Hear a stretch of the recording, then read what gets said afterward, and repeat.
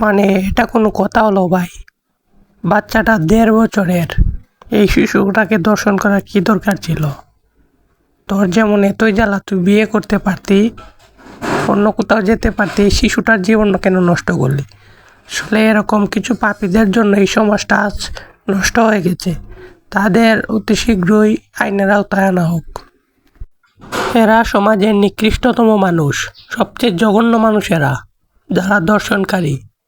এদের আইনের আওতায় না আনা হলে এরা যে কোনো কিছু করতে পারে। মানে এই ১.৫ বছরের বাচ্চা, মানে এদিকে কমন সেন্স বলতে কিছুই নেই, এদিকে মাথা বলতে আদৌ কিছু আছে নাকি নেই? মানে আপনারাই বলেন, এই ১.৫ বছরের শিশুটিকে দর্শন করা কি, মানে কি এমন? মানে আপনারা কমেন্ট করে জানান আপনাদের মতামত কি। আমার মতামত হলো তার মানে ফাঁসি, ফাঁসি ছাড়া তার কোনো শাস্তি নেই। আপনারা কমেন্ট করে জানান আপনাদের মতামত কি।